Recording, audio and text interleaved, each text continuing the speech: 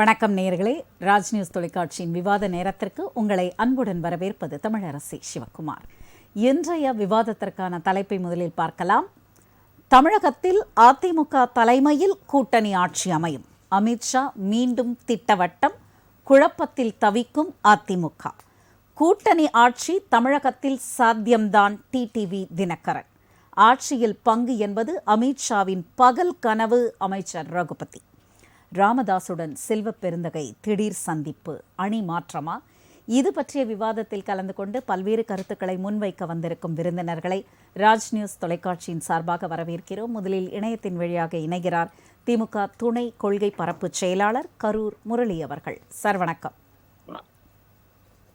அடுத்ததாக அரங்கிற்கு வந்திருக்கும் தமிழ்நாடு காங்கிரசிலிருந்து திரு நந்தகுமார் அவர்கள். சார் வணக்கம். வணக்கம். வலதுசாரியிலிருந்து திரு சாய் சுதாகர் அவர்கள். சார் வணக்கம். வணக்கம். முதலில் ஆரம்பிக்க வேண்டியது முக்கியமான விஷயம் என்னன்னா, அமித்ஷா அவர்களுடைய பேட்டி, செய்தியாளர்களுடைய சந்திப்பில் தமிழ்நாட்டில் அதிமுக தலைமையில் கூட்டணி ஆட்சி அமையும் அப்படின்னு சொல்லியிருக்காங்க. இதற்கு முன்னாடி சொல்லப்பட்டிருந்த கருத்துக்கள், விமர்சனங்கள் இதெல்லாம் பல்வேறு கேள்விகளை எழுப்பியுள்ளது. எடப்பாடி பழனிசாமி தலைமையில்தான் ஆட்சி அமையும் என்று சொல்லாமல் அதிமுக தலைமையில் என்று குறிப்பிட்டதும் அதிமுகவில் இருக்கும் பலருக்கு கலக்கத்தை ஏற்படுத்தி இருக்கிறதா? இது எதனால்? முரளி சார், உங்களுடைய முதல் சுற்று கருத்துக்களை இந்த தலைப்பை ஒட்டி நீங்க சொல்லுங்க. சிலருக்கு பலருக்கு கலக்கத்தை உருவாக்கி இருக்கிறதோ இல்லையோ, எடப்பாடி பழனிசாமி அவர்களுக்கு கலக்கத்தை உண்டாக்கியது மட்டுமல்ல, வயிறே கலங்கி போய்தான் உட்கார்ந்திருப்பார். ஏனென்று கேட்டால், அமித்ஷாவினுடைய ராஜதந்திரத்திற்கு முன்னால் எடப்பாடி பழனிசாமியினுடைய துரோகம் ஜெயிக்காது என்பதற்கு ஒரு உதாரணம் தான் இந்த பேட்டி என்பதை நீங்கள் முதலிலே தெரிந்து கொள்ள வேண்டும். பிஜேபி என்கின்ற ஒரு கட்சி நரித்தந்திரத்தோடு காய்களை நகர்த்தக்கூடிய ஒரு கட்சி.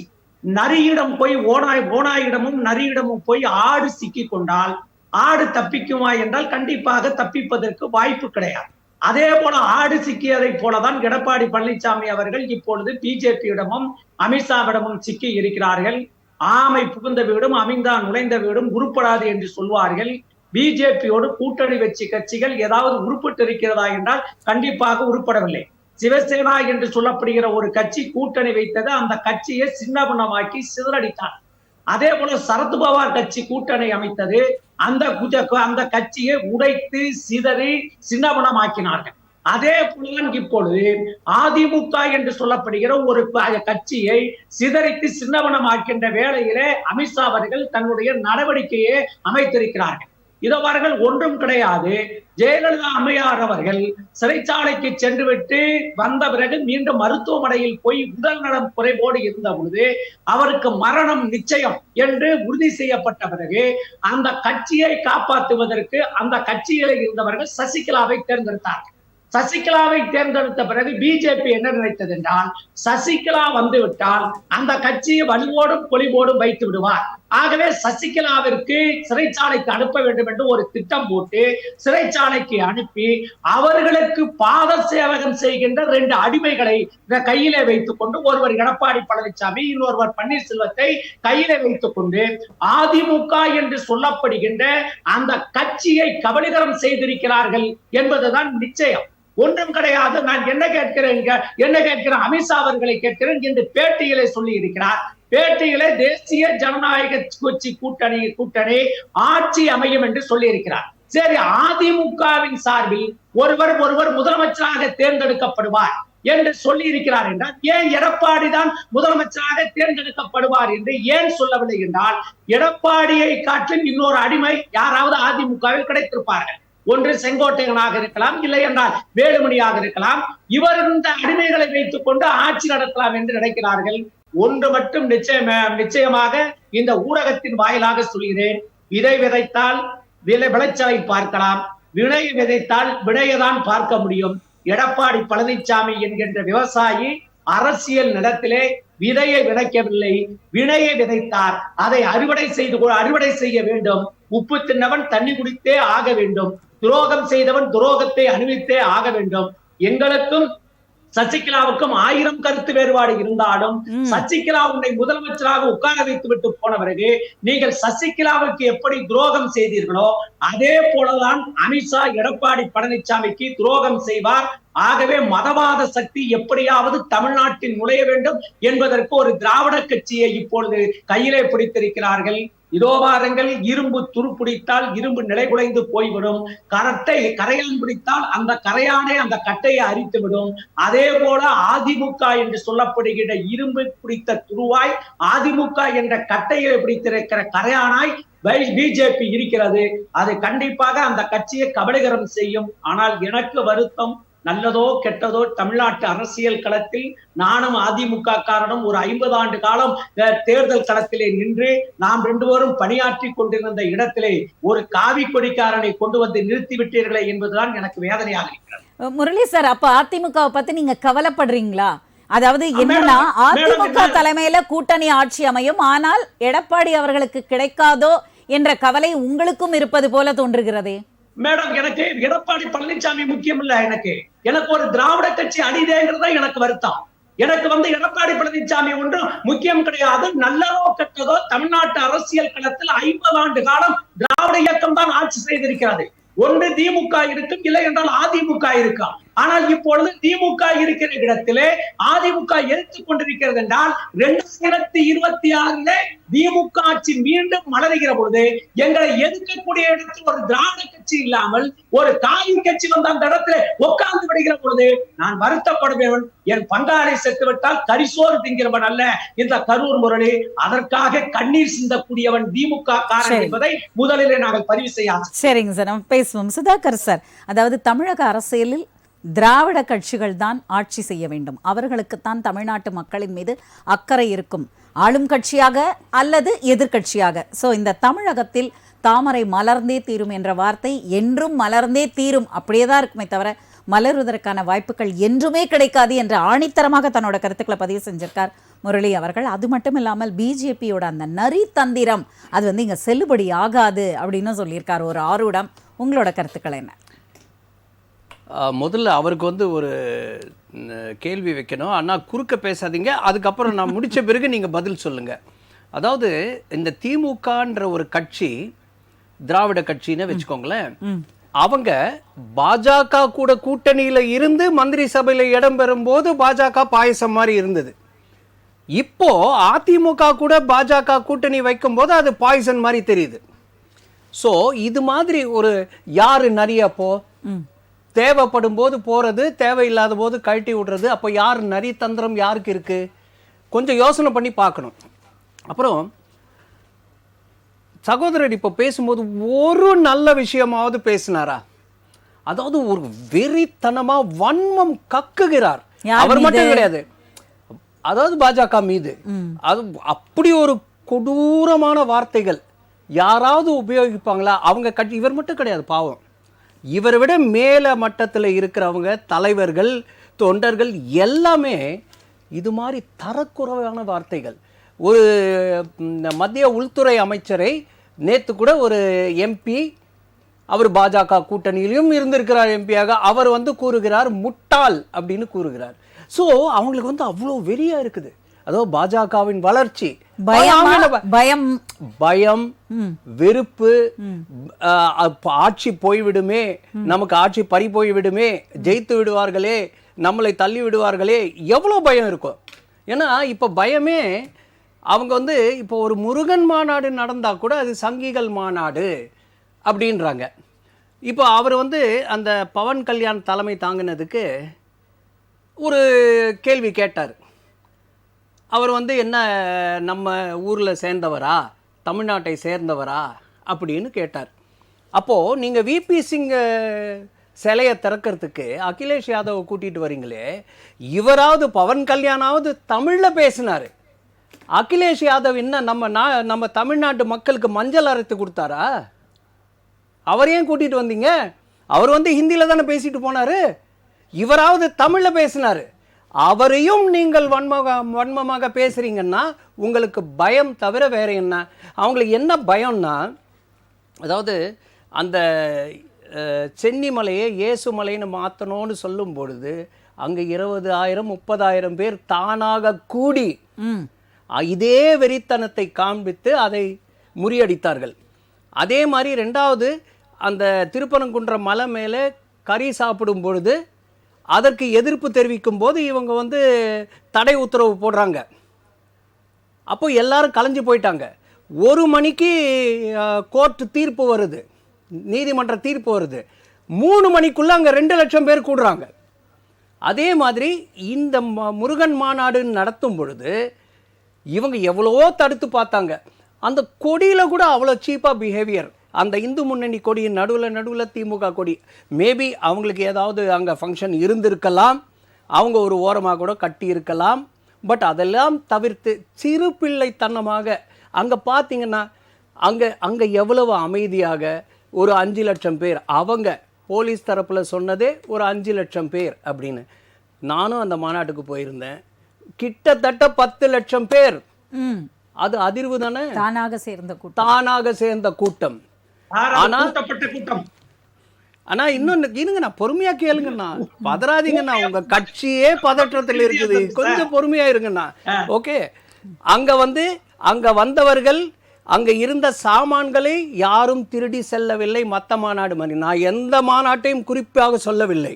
அதே மாதிரி அந்த பேரிகேடெல்லாம் தாண்டி குதித்து வெறித்தனமாக போகவில்லை. நான் எந்த மாநாட்டையும் குறிப்பாக சொல்லவில்லை. கட்டுக்கோப்பாக இந்த மாநாடு. முக்கியமான விஷயத்துக்கு வரேன். அதாவது தரம் குறைவான பாட்டுகள், தரம் தாழ்ந்த நடனங்கள் இல்லை, தெய்வீக பாடல்கள், தெய்வீக நடனங்கள், நம்ம கலாச்சாரத்துக்கு ஏற்ப பரதம் அங்கே தலை தூக்கி நடந்தது, ஆடியது. நான் எந்த மாநாட்டையும் தப்பாக சொல்லலை, இந்த மாநாட்டில் நடந்தது மட்டும் சொல்ல. இதெல்லாம் பார்க்கும் பொழுது உங்களுக்கு பயம் வருமா வராதா? உங்க நெஞ்ச தொட்டு பார்த்துக்கோங்க. சரிங்க சார், அதை குறுக்கிடுவதற்கு மணிக்கும் இல்லை, இந்த மாநாடு ஒரு பெரிய ரோல் மாடலாக இருந்ததுன்னு நீங்கள். ஆனால் அங்கு திரையிடப்பட்ட ஒரு வீடியோ திராவிட தலைவர்களை அவமதிப்பதாக இருந்ததுன்னு விமர்சனம் வந்ததே. அது என்ன அவமதிப்பு? அதாவது பெரியாருடைய சிந்தனையை சொன்னாங்க, அவ்வளவுதானே. அவர் அண்ணாதுரையே பெரியாரை எதிர்த்து அவரிடத்துல இருந்து நீங்கி வெளியே வந்து கட்சி ஆரம்பித்தவர் தானே. அவரோட கொள்கை கொடுக்காம தானே வெளியே வந்தாங்க. அப்புறம் என்ன, இவங்க தேர்தலில் நிக்கணும்னா வெளியே இல்லை, பெரியாரின் கொள்கை பிடிக்கவில்லை. அதே மாதிரி இவங்க பெரியாரை தாங்கி பிடிக்கிறாங்களே. பெரியார் திமுக பத்தி எவ்வளவு கேவலமாக பேசி இருக்கிறார். சரிங்க சார், நம்ம தொடர்ந்து பேசுவோம். நந்தகுமார் சார், நீங்க சொல்லுங்க. அதாவது குழப்பத்தில் அதிமுக அப்படின்னு நம்ம தலைப்புல போட்டிருந்தோம். ஆனா சுதாகர் சார் சொன்னாரு, அதிமுக குழப்பத்தில் இருக்கோ இல்லையோ, திமுக கலக்கத்தில் இருக்குது. எங்க பிஜேபியோட வளர்ச்சி நாளொரு மேனியும் பொழுதொரு வண்ணமாக தமிழகத்தில் வந்து கொண்டிருக்கிறது. அந்த தாமரை மலர்வதற்கான சாத்தியக்கூறுகள் அதிகமாகி கொண்டே இருப்பதால் நடக்கின்ற சிறு சிறு விஷயங்களை கூட பெரிதுபடுத்தி மக்களுக்கு அச்சத்தை ஏற்படுத்துகின்றனர் அப்படின்னு சொன்னார். உங்களோட முதல் சுற்று கருத்து. அனைவருக்கும் வணக்கம். இப்போ நண்பர் சுதாகர் பேசினார். அவர் பேசும்போது நம்ம நண்பர் கரூர் முரளி பதற்றத்தில் கொடூரமான வார்த்தைகளை பேசினார் அப்படின்னு சொன்னார்.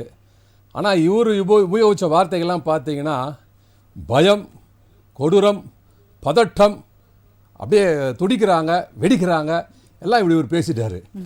இப்போ நான் ஒரே வார்த்தை சொல்கிறேன். நான் இப்போ கொடூரம்னு சொன்னார். அவர் கொடூரமான வார்த்தைகளாக உபயோகித்தார். நம்ம MP ஆர் ராசாவெல்லாம் உபயோகிச்சாருன்னு சொல்கிறாரு. நான் ஒரே ஒரு விஷயம் மாத்திரம் சொல்கிறேன். இப்போது ஒரு கட்சி இருக்கு வைங்களேன். கட்சியில் பார்த்தீங்கன்னா தலைவர் இருப்பாங்க, பொதுச் செயலாளர் இருப்பாங்க, அதுக்கு துணைத் தலைவர், துணை பொதுச் செயலாளர், இப்படி ஒரு பேரண்ட் பாடி இருக்கும். அதுக்கப்புறம் அதில் ஒரு பிரிவுகள் இருக்கும். பிரிவுகள் பார்த்தீங்கன்னா இளைஞர் அணி, மாணவர் அணி, மகளிர் அணி, சட்டப்பிரிவு அணி, கலாச்சார அணி, கலைத்துறை அணி, அந்த மாதிரி ஒரு பல பிரிவுகள் இருக்கும். இந்த மாதிரி பிரிவுகளில் தான் அது அந்த கட்சியை கட்டமைப்பில் கொண்டு வரும். இப்போ இங்கே தமிழ்நாட்டில் என்ன ஆச்சு பார்த்தீங்கன்னா, பாஜக, பாரதிய ஜனதா கட்சி அப்படிங்கிற கட்சிக்குள்ள ஒரு திராவிட பிரிவை கொண்டு வந்துட்டாங்க. அந்த திராவிட பிரிவை அண்ணா திராவிட முன்னேற்ற கழகத்தை அந்த திராவிட பிரிவை வச்சு இவங்க ஆளுமை நடத்துவாங்களாம். இங்கே திராவிட கட்சி 50 வருஷமாக இங்கே இருக்கிற கட்சி, 30 வருஷமாக ஆண்டு இருக்க கட்சி, ஒரு சீஃப் மினிஸ்டர் இருந்தவர் இவங்க சொல்கிறத கை கட்டி கேட்பாராம்.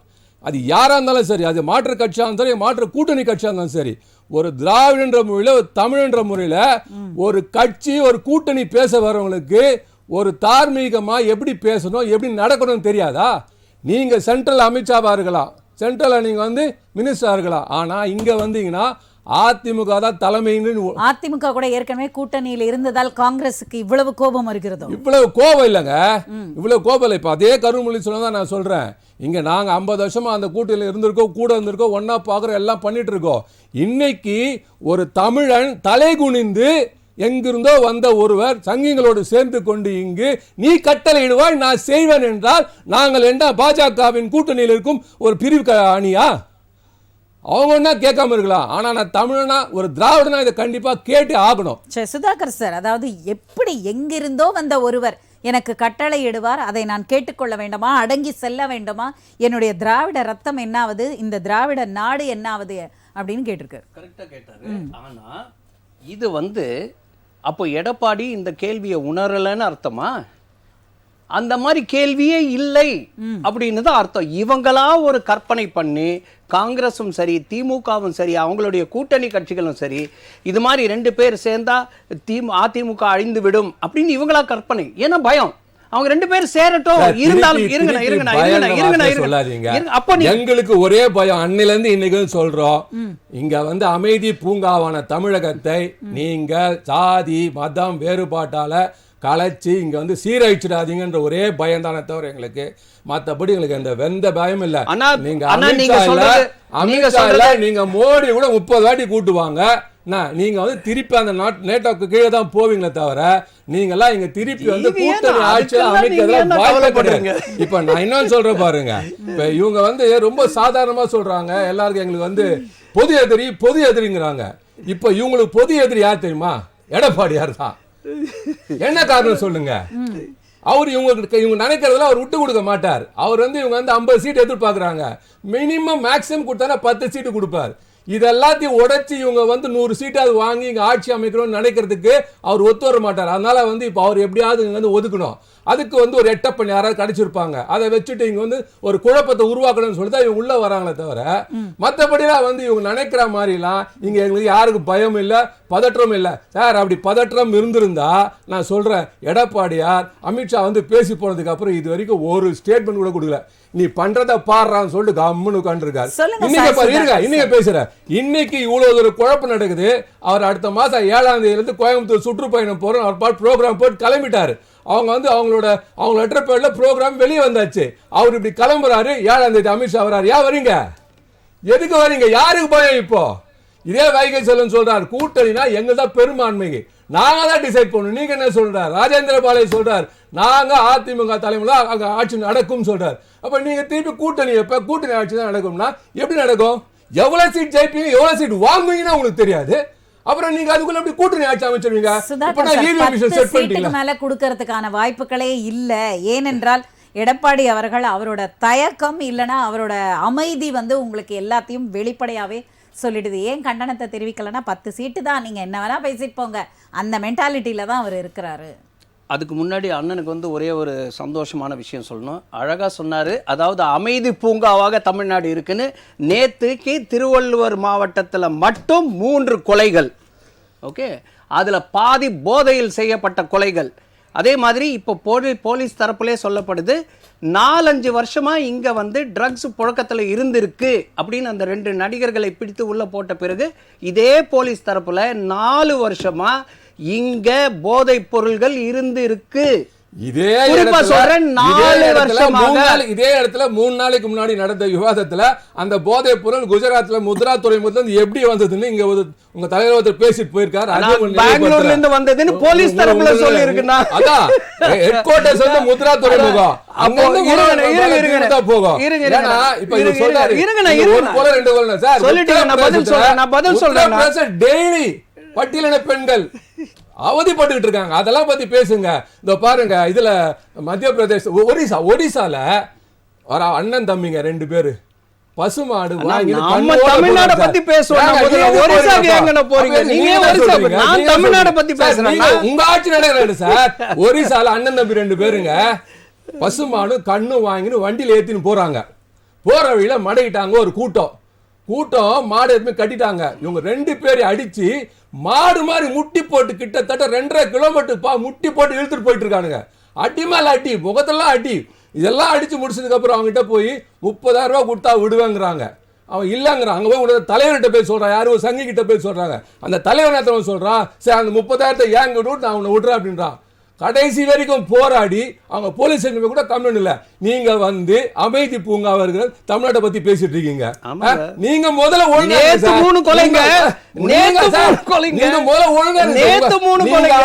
மாநிலத்தை ஒவ்வொரு நடக்கிற ஒவ்வொரு நாள் நடக்கிறதெல்லாம் பாருங்க. அதுக்கப்புறம் தமிழ்நாட்டை பத்தி பேசுங்க. அப்புறம் சரிமா, கர்நாடகால இருந்து வந்ததுன்னே வச்சுக்கோங்க. குஜராத்ல இருந்து கர்நாடகாக்கு வந்தது. கர்நாடகால இருந்து பார்டர் தாண்டி வரும்பொழுது யார் பொறுப்பு? சார் இங்க இருக்கிற உள்துறை சார் துறைமுகம் ஏன் சார் விட்டுட்டீங்க? சிஎஸ்எஃப் என்ன பண்ணுது? அதெல்லாம் நாடு முழுக்கவே பொறுப்பு. அந்த பொறுப்பு பொறுப்புனா இவங்க ஒண்ணு பொறுப்பு. போலீஸ ஒப்படைச்சிடுங்க, சென்ட்ரலுக்கு சப்போர்ட்ல விட்டுருங்க. குடுத்துருவோம். நீங்க பொறுப்பெடுத்துறீங்க. பகல்காம்ல என்ன பண்ணாங்க? 2000 ஸ்கொயர் ஃபீட் டூரிஸ்ட் ஸ்பாட்ல ஒரு போலீஸ்காரர் இல்ல. பகல்காம்ல டூரிஸ்ட் ஸ்பாட்ல ஒரு போலீஸ்காரர் இல்ல. போன் பண்ணி 1 மணி நேரம் காஷ்மீர்ல கவர்மெண்ட் இருக்குது. கவர்மெண்ட் காஷ்மீர் அது சென்ட்ரல் கவர்மெண்ட் சார். உங்க கவர்மெண்ட் லெப்டினன்ட் கவர்னர் பொறுப்பு. லெப்டினன்ட் கவர்னரோட பொறுப்பு. போலீஸ் வந்து கிடையாது. அது வந்து மத்திய அரசு பொறுப்புல இருக்கு. விளக்கம் கொடுக்கலாமா? அதுக்கு விளக்கம் கொடுக்கலாமா? நீங்க என்ன விளக்கம் கொடுக்க போறீங்க? நான் கொடுக்கல. நீங்க பாட்டு காஷ்மீர்ல இருந்து அடிச்சு கேட்டவங்க விளக்கம் கொடுக்க முடியும். நீங்க பாட்டு கத்திட்டே இருந்தா எப்படி விளக்கம்? சரிங்க சார், ரெண்டு பேரும் இருங்க. நான் முரளி சாரோட ஒரு கருத்தை கேட்டுட்டு வந்துறேன். முரளி சார், நீங்க சொல்லுங்க. டிடிவி தினகரன் இந்த இடத்துல ஒரு வார்த்தை சொல்லியிருக்காரு, கூட்டணி ஆட்சி அப்படின்றது தமிழகத்துல சாத்தியப்படும். அப்ப கூட்டணி அப்படின் போது எந்தெந்த கட்சிகளோட கூட்டணி அப்படின்றது அவரோட மைண்ட் வாய்ஸா இருந்திருக்கு. ஏன்னா அதிமுக, அதுக்கப்புறம் பார்த்தீங்கன்னா அமித்ஷாவோட கருத்துக்களை இதெல்லாம் பார்க்கும் பொழுது கூட்டணி ஆட்சியை நோக்கிய ஒரு மாற்றம் தான் இங்கே ஏற்படும் சொல்லியிருக்காரு. அவரோட கருத்துக்கள்ல உங்களோட கருத்து என்ன? ஆமாங்க சார், முரளி சார் உங்ககிட்ட தான் கேட்கிறேன். அதாவது டிடிவி தினகரன் வந்து கூட்டணி ஆட்சி சாத்தியம்னு சொன்னதெல்லாம் வந்து அவரே பெரிய குழப்பத்தில் இருக்காரு மேடம். அவருடைய கட்சியினுடைய நிலைமை என்ன, அவருடைய எதிர்காலம் என்னவென்று தெரியாத காரணத்தால் அவர் ஏதோ பேசிக் கொண்டிருக்கிறார். அது மட்டும் கிடையாது, சாய் சுதாகர் அவர்கள் பேசுகிற பொழுது திமுக காரங்க பயந்துட்டாங்க. எதுக்கு பயந்துட்டாங்கன்னாக்க சங்கிகள் மாநாடு நடத்துனாங்க, அதை பார்த்து பயந்துட்டாங்க அப்படின்னு பேசுறாரு. நான் அவருக்கு சொல்றேன், திமுக காரனுக்கெல்லாம் பயங்கிறதே கிடையாது. நாங்க எத்தனையோ தேர்தலை சந்தித்திருக்கிறோம், எத்தனையோ கூட்டங்களை பார்த்திருக்கிறோம். எங்களை எதிர்த்து நின்ற ராஜாஜியும் பார்த்திருக்கிறோம், எங்களை எதிர்த்து நின்ற காமராஜரையும் பார்த்திருக்கிறோம். ராஜாஜியும் காமராஜரும் ஒன்று சேர்ந்து ஒன்றாக வந்த போது அவரையும் ஏற்றினாங்கள் என்று களத்திலே ஜெயித்திருக்கிறோம்.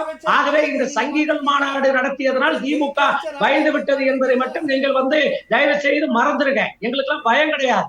அதே போல போதைப் பொருளை பத்தி பேசுறீங்களே, குஜராத்தில் இருக்கிற முந்த்ரா துறைமுகம், மகாராஷ்டிரத்தில் இருக்கிற துறைமுகத்தின் வழியாக தான் எல்லா போதைப் பொருளும் இந்தியாவுக்குள்ள வருது. இதை நீங்க தடுத்து நிறுத்துங்கனாக்க உடனே சாய் சுதாகர் என்ன சொல்றாரு, தமிழ்நாட்டுக்குள்ள எப்படி வந்ததுங்கிறாரு. நான் கேட்கிறேன், இந்தியாவுக்குள்ள எப்படி சார் இருந்துச்சு? இந்தியாவுக்குள்ள வந்ததுக்கு அப்புறம் தானே தமிழ்நாட்டுக்குள்ள வந்துச்சு. அப்ப தமிழ்நாட்டுல நீங்க தடுக்கலையே, நீங்க எங்ககிட்ட போலீஸ கொடுத்துருங்க அப்படின்னு கேட்டாங்க. நான் என்ன சொல்றேன், தமிழ்நாட்டுக்கு நீங்க ராணுவத்தை கொடுத்துருங்க. ராணுவத்தை கொடுத்துட்டு நாங்க தடுத்து நிறுத்திட்டு போறோம்.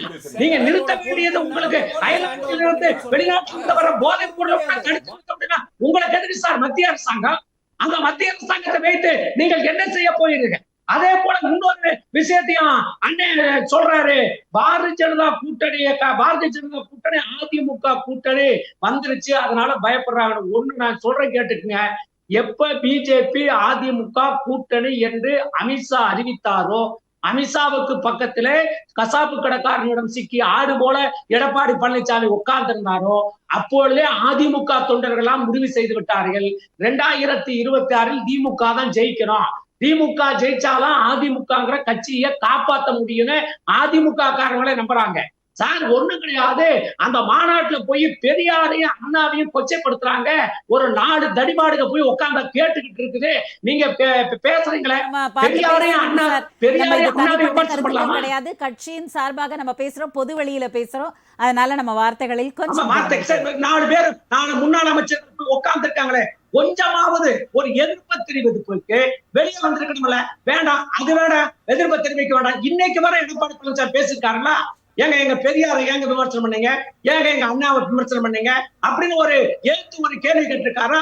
அந்த நிகழ்ச்சி முடிஞ்சதுக்கு அப்புறம் கோயம்புத்தூர்ல நடைபெற்ற RSS நூற்றாண்டு விழாவில வேலுமணி போய் கலந்துக்கிறார். வேலுமணி கலந்து கொண்டது மட்டுமல்ல, அந்த கட்சியினுடைய RSS தலைவராக இருக்கிற மோகன் பகத்துக்கு வேலு கொடுக்கிறார். வேலை கொடுத்துட்டு வந்த பிறகு நான் கேட்கிறேன், RSS பேரணிய தொடங்கி வச்சாருன்றதுக்காக தலவாய் சுந்தரத்தை நீக்கினீங்களா இல்லையா? மும்மொழி திட்டத்துல மும்மொழி மொழியில கையெழுத்து போட்டாருன்னு சொன்னவனே ஒரு எம்எல்ஏவை எடப்பாடி பழனிசாமி நீக்கினார் இல்லையா? மோகன் பகவத் RSS தலைவருக்கு வேலை எப்படி கொடுத்த? அதாகவே உன்னை கட்சி விட்டு நீக்கிறேன்னு வேலைப்படியை நீக்கி இருக்கணுமா இல்லையா? நீக்கலைன்னா என்ன அர்த்தம்னா, இப்ப அமித்ஷாவுக்கு அடங்கி போனாதான் நம்ம கட்சியில நம்ம இருக்க முடியும் அப்படின்னு எடப்பாடி நினைக்கிறார். ஒண்ணும் கிடையாது மேடம். எடப்பாடி இன்னைக்கு அமித்ஷாவை விட்டு அமித்ஷாவை எதிர்த்து ஒரு அறிக்கை விட்டாருன்னா எடப்பாடி பழனிசாமி அதிமுகவுல இல்ல. அதிமுக செங்கோட்டையன் கைக்கு போயிடும். செங்கோட்டையன் அவங்க தயாரா கையில வச்சிருக்காங்க. இந்த ஆடு இல்லைன்னா இந்த ஆடு அப்படின்னு கையில வச்சிருக்கனால பயந்து போய் இப்ப எடப்பாடி பழனிசாமி நிக்கிறாரு. ஆகவே சாய்ராம் அவர்களுக்கு நான் சொல்றேன், வன்முறையை தமிழ்நாட்டை உருவாக்கணும் நீங்க எல்லாம் பேசுனீங்க.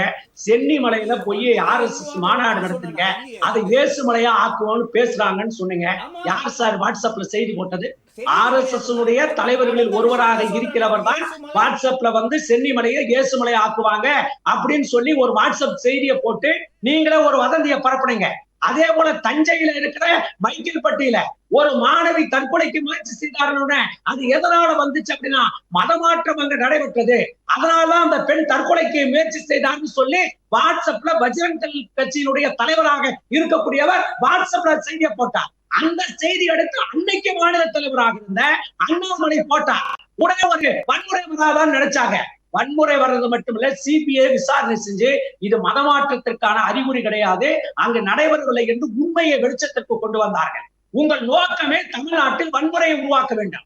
ஏனென்று கேட்டால் 1900 தற்போது அரங்கிலே நம்முடன் இணைந்திருக்கிறார் தமிழ் மாநில காங்கிரஸ் மாநில பேச்சாளர் திரு KRD ரமேஷ் அவர்கள். சார் வணக்கம்.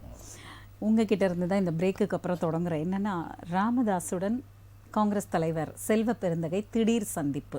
இது பல்வேறு யூகங்களையும் ஆருடங்களையும் எதிர்பார்க்க வைத்திருக்கிறது அனைவரையும் சொல்லலாம். ஏன்னா ஒருவேளை கூட்டணி கட்சிய பேச்சுவார்த்தையாக இருக்கலாம். என்னால் ராமதாசையா அவர்கள் திமுக கூட்டணிக்காகவும், அன்புமணி அவர்கள் பிஜேபியுடன் கூட்டணிக்காகவும் அவர்கள் எல்லாம் முயற்சி செய்து கொண்டிருக்கிறார்கள். இந்த நேரத்தில் செல்வ பெருந்தகை அவர்கள் சந்தித்த காரணம் என்ன? அதுக்கு முன்னாடி பார்த்தீங்கன்னா கௌரவ தலைவர் மணி அவர்களை மருத்துவமனையில் சந்தித்து அவர் ஆறுதல் தெரிவித்தார். இந்த மாதிரி விஷயங்கள் தொடர்ந்து நடக்கும் பொழுது, ஏனென்றால் 26 தேர்தலை நோக்கி நகர்ந்து கொண்டிருக்கிறோம். கூட்டணி கட்சிகள் இந்த பக்கம் அந்த பக்கம் யார் கூட என்ன பெர்சன்டேஜ், எவ்வளோ வாக்கு, எவ்வளோ ஓட்டு, எவ்வளவு தொகுதின்னு போயிட்டு இருக்கு. இந்த நேரத்தில் இந்த சந்திப்பை நீங்கள் எப்படி பார்க்குறீங்க? அதாவது இது மரியாதைக்குரிய சந்திப்பு என்று அவர் சொல்லியிருக்கிறார். நீங்கள் சொன்ன மாதிரி அதில் தேர்தல் காலகட்டம் யூகிக்காமல் இருக்க முடியாது. இதில் என்னவென்றால் திமுக கூட்டணியில் காங்கிரஸ் அங்கம் வகிக்கிறது. ஏற்கனவே அங்கே திருமாவளவன் அவர்கள் தெளிவாக சொல்லிவிட்டார், பாமக எந்த அணியில் இடம்பெறுகிறதோ அந்த அணியில் விசிக இருக்காது என்று அவர் தெளிவுபடுத்தி விட்டார். அந்த கூட்டணியில் தான் காங்கிரஸ் இருக்கிறது. இது ஒரு சூழ்நிலை. அதே போல் கடந்த முறை முதல்வர் அவர்களே சொல்லிவிட்டார், பாட்டாளி மக்கள் கட்சி எங்கள் கூட்டணியில் இடம்பெறாது, ஏற்கனவே இருக்கிற கூட்டணிகளுக்கு நாங்கள் தொகுதி பங்கீடு கொடுப்பதற்கான ஒரு சூழலை எட்டி கொண்டிருக்கிறப்போ நாங்கள் அவர்களை இணைக்குவதற்கான வாய்ப்புகள் இல்லை என்று சொல்லிவிட்டார். இதை எந்த சூழ்நிலையில் அவர் சந்தித்தார் என்று தெரியவில்லை. இன்னும் சொல்லப்போனால் அது ஒரு குடும்ப தகராறு, ஒரு தந்தைக்கும் ஒரு மகனுக்கும் உரிய தகராறு. அது என்று வேண்டாலும் உறவு பிரியும், உறவு ஒன்றாகி விடுவார்கள், அதில் எதுவும் மாற்று கருத்து இல்லை. இது தேவையில்லாமல் ஒரு குழப்பத்தை ஏற்படுத்துகின்ற வேலை தான் காங்கிரஸினுடைய வேலை. இதில் குழப்பம் எதுக்கு இந்த நேரத்தில் அவர் போய் சந்தித்து ஒரு குழப்பத்தை ஏற்படுத்துறீங்க? திமுக கூட்டணி உங்களுக்கு சரியாக இருக்கிறது என்று சொல்லுகிறீங்க. இன்னும் சொல்ல போனீங்கன்னா திமுக கூட்டணி பல குழப்பங்களுக்கு ஈடுபட்டிருக்கிறது. இன்றைக்கு சிஎல்பி லீடர் காங்கிரஸினுடைய சட்டமன்ற தலைவர் அவர் சொல்லியிருக்கிறார், நாங்கள் அதிக தொகுதிகளை கேட்போம், ஆட்சியில் பங்கு கூட கூறுவோம் என்று ராஜேஷ் அவர்கள் சொன்னார். அதே போல் இப்போ நீங்கள் இந்த கேள்விகளுக்கு தொடர்ந்து செல்வ பெருந்தகை அவர்களை கேட்கின்ற பொழுது எங்களுடைய கட்சியில் இருக்கக்கூடிய கொஞ்சம் எப்படி சொல்கிறது பிரச்சனைக்குரியவர்கள், அதிருப்தியில் இருக்கக்கூடியவர்கள் தான் நீங்கள் கூட்டணி ஆட்சியை பற்றி பேசுகிறார்கள், அது நான் கோரவில்லை, தலைமை என்ன சொல்லுகிறது நான் கேட்பேன் என்று நேற்று கூட அவர் சொல்லிவிட்டார். அதே போல் விசிக தொடர்ந்து அவர்கள் சொல்லுகிறார்கள், எங்களுக்கு பண்ணும் டீயும் கொடுத்து உட்கார வைக்கக்கூடிய சூழ்நிலையில் உருவாக்கிவிட வேண்டாம், நாங்கள் ஆளுமை மிக்கவர்கள், எங்களுக்கு தேவையான தொகுதிகள் இடம் கிடைப்பதற்கான நாங்கள் அழுத்தத்தை கொடுப்போம் என்று அவரும் தெளிவுபட அரசியல் சொல்லிவிட்டார். இன்னொரு பக்கம் கம்யூனிஸ்ட் தொடர்ந்து மார்க்சிஸ்ட் கம்யூனிஸ்டினுடைய திரு சண்முகம் அவர்கள் கூட தொடர்ந்து அந்த ஆட்சியை குறை சொல்வதும் வெளியில் போவதுமாக இப்படி இருந்திருக்கிறார்கள். இன்றைக்கு மதிமுகவினுடைய நிலைப்பாடும் அவருடைய தீர்மானம் பொதுக்குழுவில் போட்டாங்க, நாங்களும் தொடர்ந்து அழுத்தம் கொடுப்போம், எங்களுக்கும் தேவையான தொகுதிகள் வேண்டும், எங்களுடைய சின்னத்தை, எங்களுடைய தேர்தல் அங்கீகாரத்தை நாங்கள் நிரூபிக்க வேண்டும் என்று இவர் சொல்லுகிறார். தேர்தல் அங்கீகாரம் கிடைத்ததற்கு விழாவை இன்றைக்கு விசிக எடுக்கிறது. ஆக அங்கே மட்டும் ஒரு குழப்பம் இல்லாமல் ஒரு சமமான நிலைப்பாடு இருப்பதாக யாரும் கணிக்க முடியாது.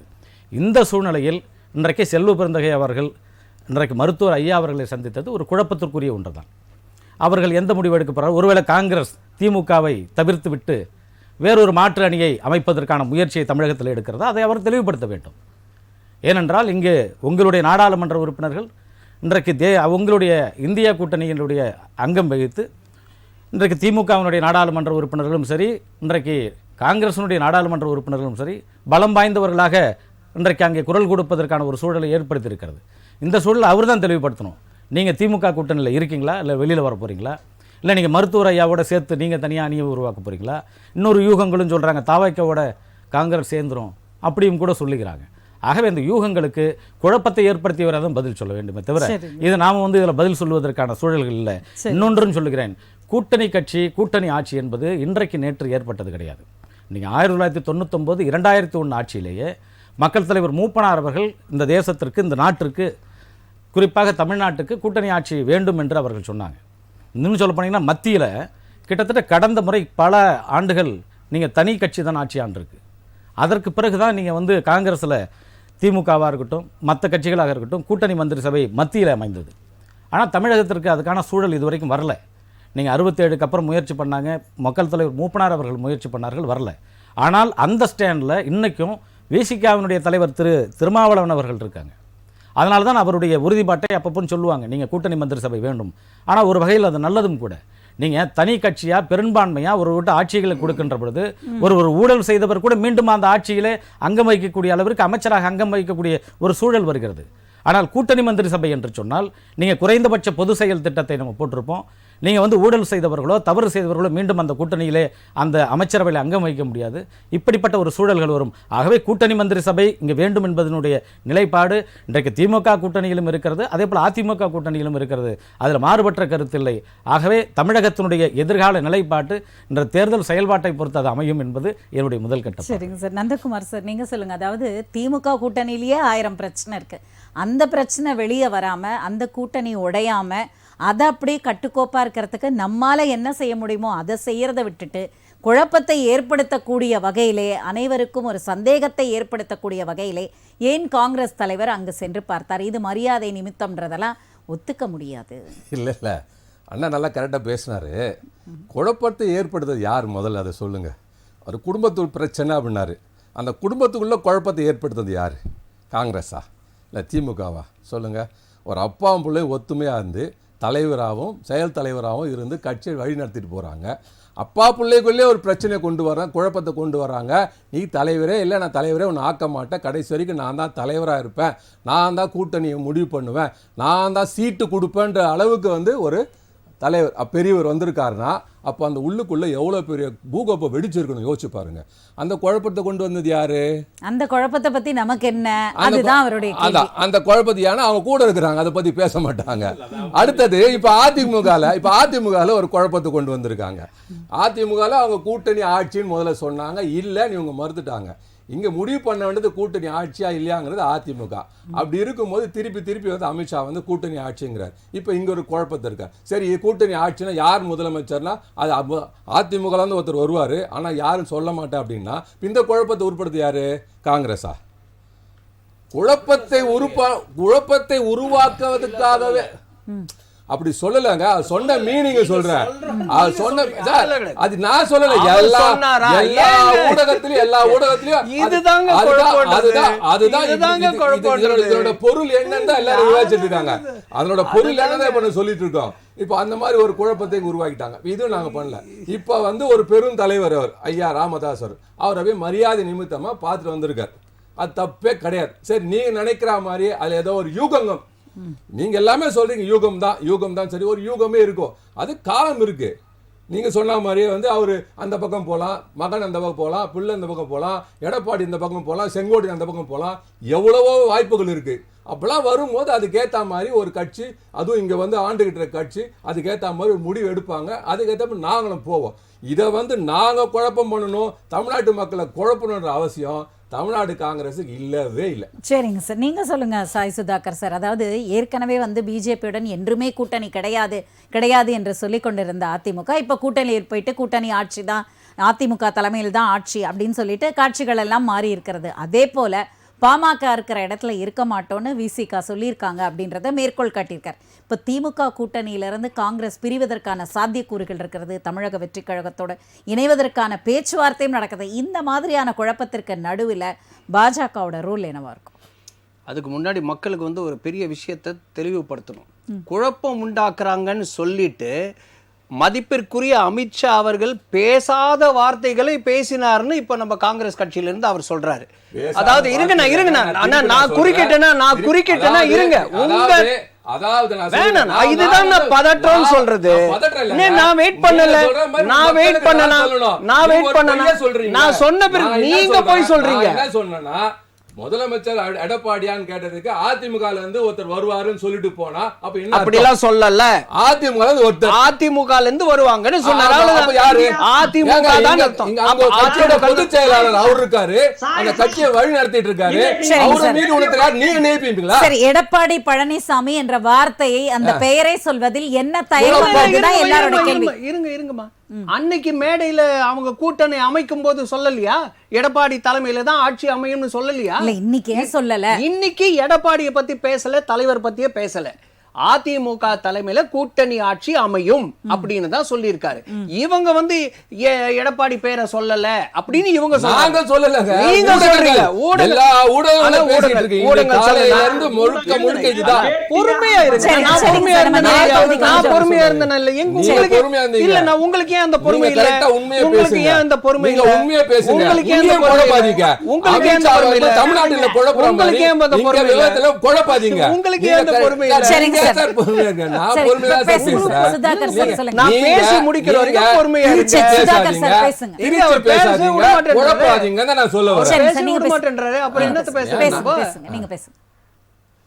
பொறுமையா இருங்க. நீங்க பொறுமையா இருந்து நான் பேசாம நல்ல பேசுங்க. மக்களை அப்புறம் பேசுங்க, அப்புறம் பேசுங்க சொல்லிட்டு இருக்கீங்க. அப்புறம்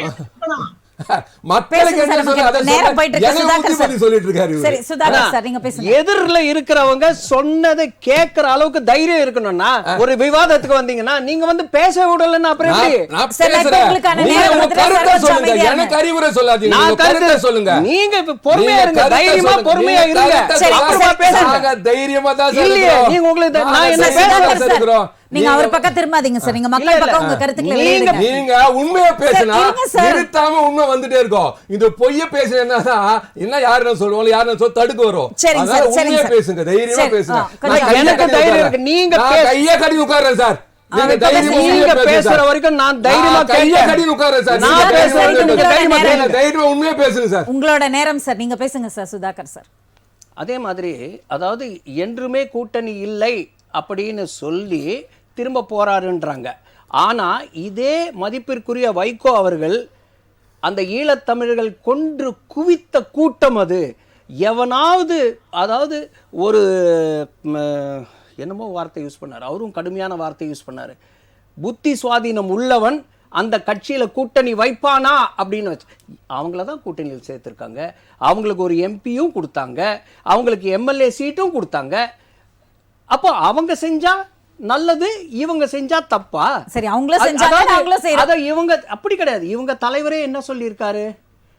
அரசியலில் நிரந்தர பகைவரும் இல்லை, நிரந்தர நண்பரும் இல்லை அப்படின்னு சொல்ற. இவங்களுக்கு ஒரு தத்துவம், அடுத்தவங்களுக்கு இன்னொரு தத்துவம். அதே தத்துவத்தை நாங்களும் கடைபிடிப்போம்னு சொல்லல.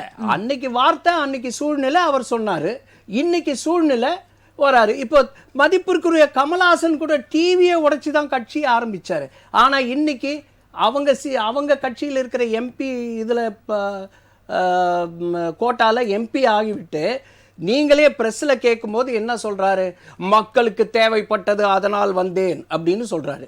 அப்போ இவங்க கூட்டணியில் இருக்கிறவங்க சொன்னா அது தத்துவம், அது கொள்கை, அது மக்களுக்கு தேவை. ஆனா இவங்க வந்து தேர்தலுக்கு ஒரு கூட்டணி இவங்களுக்கு எதிரே இருக்கிறவங்க அமைச்சா அது வந்து சுயநலம், அது வந்து திராவிடத்தை அழிக்கிற ஒரு செயல் அப்படின்னு இவங்க பேசுவாங்க. அதே மாதிரி நம்ம நண்பர், திமுக நண்பர் என்ன சொன்னார்னா, சரத்பவார் கட்சியை உடைத்து இவங்க சேர்ந்தாங்க. கிடையாது. சரத்பவார் சேரல, கூட்டணியில சேரலன்னா சரத்பவார் கிட்ட இருந்து அஜித் பவார் பிரிஞ்சு வந்த கூட்டணியில் சேர்ந்தாருன்னா சரத்பவார் சேரல. சரத்பவார் உங்க கூட்டணியில் தான் இருந்தாரு. அஜித் பவார் ஊழல் செய்தார். நீங்க சரத்பவார் சொன்னீங்க, அஜித் பவார் சொல்லல. என்ன ரீவைண்ட் பண்ணி பாருங்க. சரத் பவார் கட்சியிலிருந்து அஜித் பவார் மீது ஊழல் குற்றச்சாட்டு சொல்லி அத பிரிந்து வந்தது, ஊழல் செய்து விட்டார் பிரிந்து என்று வந்தது, அவர் பிரித்து கொண்டு வந்து பிரிக்கல. போட்டு சரி, ஆனா உங்க கட்சி பிரிஞ்சா மத்தவன் உங்க கட்சிக்கு அந்த கட்டுக்கோப்பு இருக்கணும். ஒரு கட்சி பிரியுதுன்னா அந்த கட்சிக்கு அவங்க தலைவர் மேல நம்பிக்கை இருந்தா கட்டுக்கோப்பாக இருப்பாங்க. அந்த நம்பிக்கை போய் அந்த தலைவர் சரியில்லை அப்படின்னு சொன்னாதான் அந்த கட்சி பிரியும். அந்த தத்துவத்தையும் புரிஞ்சுக்க மாட்டேன்றீங்கன்னா கொள்கைக்காக நாங்க வந்தோம் அப்படின்னு அவங்க சொல்லல. சரிங்க சார். தலைவரோட தத்துவம் பிடிக்கல, சரிங்க சார். ரமேஷ் சாரோட கூட்டணி அவங்க இருக்கிற கூட்டணி பிடிக்கல அப்படின்னு சொல்லி வெளியே வந்தாங்க அஜித் பவார் அவர்கள்.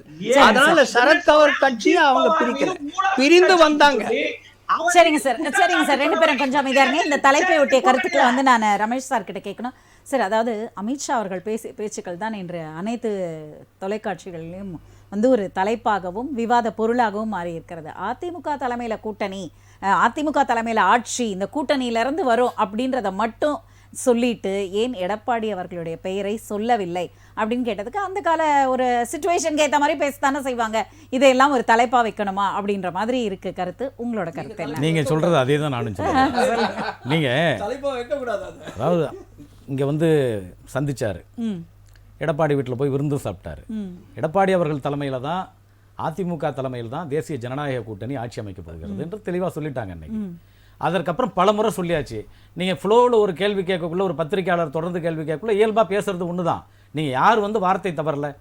பெரும் தலைவர்கள், பெரும் அரசியல் தலைவர்கள், அறிஞர்கள், புகழ்பெற்ற தலைவர்கள் கூட வார்த்தையில தடுமாறுறாங்க. அந்த தடுமாற்றமாக தான் எடுத்துக்க முடியும். அவர் என்ன சொல்றாரு, அதிமுக தவிர யாருக்குமே தடுமாற்றத்தோட பேசக்கூடாது. நீங்க அதிமுக தலைமையில ஆட்சி அமையும்ன்றது சொல்லிட்டாரு, அவ்வளவுதான். நீங்க எடப்பாடி அவர்கள் தலைமையில மீண்டும் ஆட்சி அமையும் என்று இன்றைக்கு அவருடைய தமிழ்நாடு பாஜக தலைவர் அதை உறுதிப்படுத்திருக்காருல்ல. நீங்க அமித்ஷா பேசிட்டாரு, இன்னைக்கு இங்க இருக்கக்கூடிய மாநில தலைவர் அதை மீண்டும் இன்னைக்கு உறுதிப்படுத்துறாரு. திரு எடப்பாடி பழனிசாமி அவர்கள் தலைமையில தான் ஆட்சி அமையும், நாங்களும் அந்த கூட்டணிகளை தேசிய ஜனநாயக கூட்டணியில் அங்கம் வைப்போம் தெளிவுபடுத்தி விட்டார். அவங்க தெளிவுபடுத்திட்டாங்க, அதனால அவரும் அமைதியா இருக்காரு, அவரும் சுற்றுப்பயணம் போறாரு. அதனால அவங்களுக்கு எந்த குழப்பமும் இல்ல, திமுக மட்டும்தான் பயத்துல இருக்குது அப்படின்றத சொல்றாரு. நீங்க சொல்றதெல்லாம் நான் ஒத்துறேன், உண்மைதான். இன்னைக்கு ஒரு நாளா வந்து பாத்தீங்கன்னா ஃபுல்லா எல்லா ஊடகம் தமிழ்நாடு முழுக்க, இந்தியா முழுக்க, இங்கிலீஷ் சேனல்ல கூட முதல்ல இதை பத்தி தான் பேசிட்டு இருக்காங்க. இல்லைங்க, நான் வந்து அவசரத்தில் வந்துட்டேன், இல்லை எடப்பாடியார் தலைமையில் தான் ஆட்சி, அவர் தான் முதலமைச்சர் சொல்லுங்க. இப்போ இவர் சொன்னார், அண்ணன் சொன்னாரு, ஒரு பிரேக்கிங் நியூஸ் மாதிரி போட்டுடலாம். அவர் சொல்ல வேணாம், இங்க இருக்க தலைவர் சொல்லுங்க. இன்னைக்கு சொன்னார் நயனா நாகேந்திரன் என்ன சொன்னா இப்ப சொல்றேன். இல்ல, நயனா நாகேந்திரன் தான் சொல்றாரு, எங்களோட உறவை வந்து பிளவுபடுத்தவே முடியாது, அது அவ்வளவு ஸ்ட்ராங்கா இருக்குன்னு. அது கனவுல பலிக்காது. ஏன்னா இவங்களுக்கு வேற ஆள் கிடையாது, இவங்க அவங்கள விட்டா இவங்களுக்கு வேற ஆள் கிடையாது. இவங்க எப்படியாவது வந்து அதிமுக ஒட்டின்னு தான் இருக்கணும், அதனால அவங்க அப்படிதான் பேசுவாங்க. நீங்க மத்த கட்சிகளோட நீங்க தனியா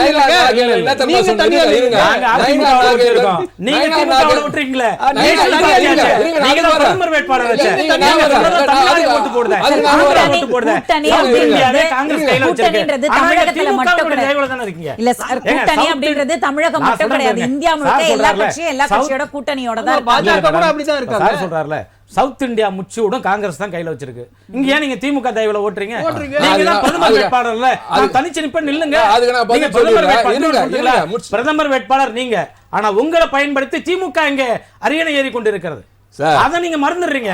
அதுக்கு என்ன, மாநில தலைமைக்கு அதிகாரம் கொடுக்காத போனதுனால, நீங்க காமராஜரை காலி பண்ணதுனால, மூப்பனரை அழித்ததனால, பல தலைவர்களை, இங்க முகம் அடையாளம் தெரிந்த தலைவர்களை உதாசனைப்படுத்தியதனால தான் இன்றைக்கு காங்கிரஸ் இந்த அளவுக்கு இருக்கு. நீங்க காமராஜர் காங்கிரஸ் எப்படி இன்னைக்கு அவரோட எப்படி அவர் எங்க எந்த கட்சி வந்து எந்த கட்சி இந்துத்துவத்துக்கு எதிராக நாட்டில் நடந்ததோ அந்த இந்துத்துவ கட்சி கூட போய் சேர்ந்திருக்கிறாரு. அவரை பத்தி நீங்க பேசாதீங்க, மூப்பனாரை பத்தி நீங்க பேசாதீங்க. மூப்பனாரை பத்தி பேசுறதுக்கு இல்ல ஒரு மதம் கூட கிடையாது. நான் சொல்றேன். காங்கிரஸ் இல்ல சார், அதுக்கு நீங்க சொல்லுங்க பதில். நீங்க எத்தனை தலைவர் இருந்தாங்க? நீங்க காமராஜருக்கு அப்புறம் யார் தலைவர் சொல்லுங்க? ஏன் சார் யார் சார் தலைவர்? ஜிகே வாசன் இருந்தாரு. கட்சியை காப்பாற்ற வேண்டியதானே? நீங்க ஜிகே வாசன் தலைவர் இருந்தாருல. இதே தமிழ்நாடு காங்கிரஸ் கட்சிக்கு ஜிகே வாசன் தலைவருங்க. நீங்க கட்சியை காப்பாற்ற வேண்டியதானே? காப்பாத்தாம பயந்து ஓடுனீங்கல்ல. பாஜகவுக்கு பயந்துட்டு இன்னைக்கு அவர் பேடி ஓடிட்டு ஓடிட்டு தமிழ்நாட்டுக்கு ஒரு முகமே இருந்துட கூடாது. நீங்க அல்லு செல்ல வச்சிட்டு அரசியல் பண்ணிக்கணும். அதுக்கு உங்களுக்கு ஆட்கள் வேண்டும். நீங்க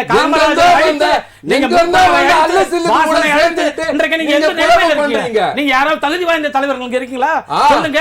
ஒரு தகுதி வாய்ந்த மக்கள் செல்வாக்கூடிய தலைவர் சொல்லுங்க. ராகுல் காந்தியை வச்சும் அண்ணன் இந்திரா காந்தியை வச்சு மட்டும் தான் இங்க ஓட்டு வாங்க முடியும். நீங்க ஒரு மாநில தலைமை வச்சு இங்க ஓட்டு வாங்குவதற்கான காமராஜரை போல மூப்பனாரை போல அதிகாரம் இருக்கா? இன்னைக்கு சொல்றேன், அந்த காங்கிரஸ் தமிழ்நாட்டில் அழிந்து போச்சுங்க.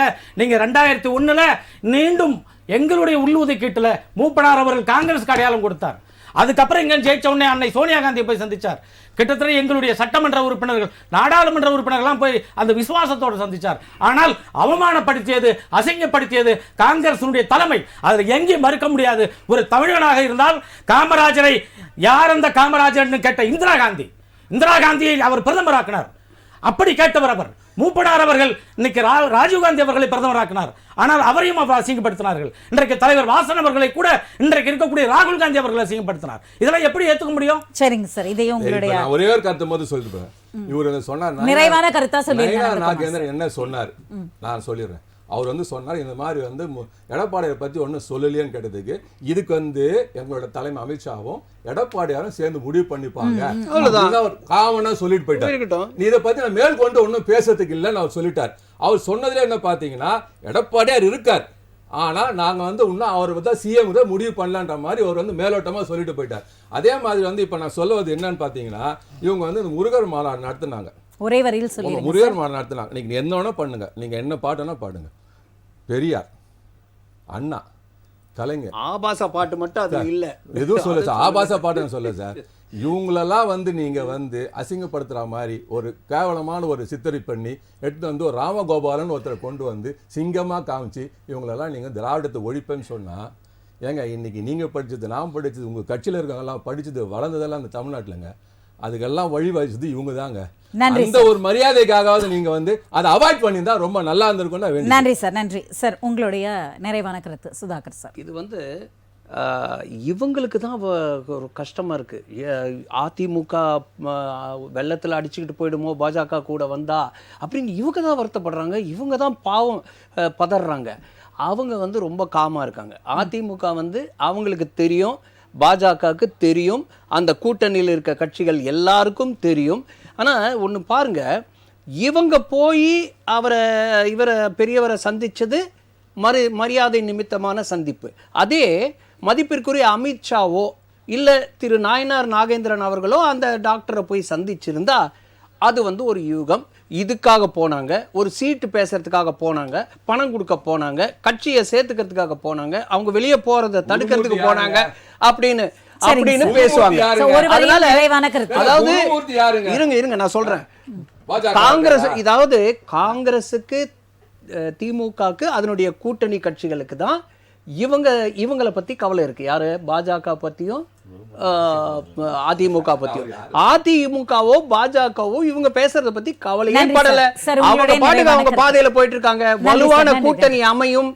அமித்ஷா சொல்லி இருக்காரு இல்லையா, அவர் சொல்றாரு அந்த ஸ்டேட்டை பிடிச்சாங்க, இந்த ஸ்டேட்டை பிடிச்சாங்க, இங்க பிடிக்க முடியாது. அதே மாதிரிதான் என்ன சொன்னாங்க, இந்த இந்து முன்னணியோட மாநாடு நடக்கும் போது கூட அங்க வன்மை இது வெடிக்கும், மத கலவரம் வெடிக்கும் மேடை பேசினாங்க. என்ன அவ்வளவு அமைதியா நடந்ததா இல்லையா?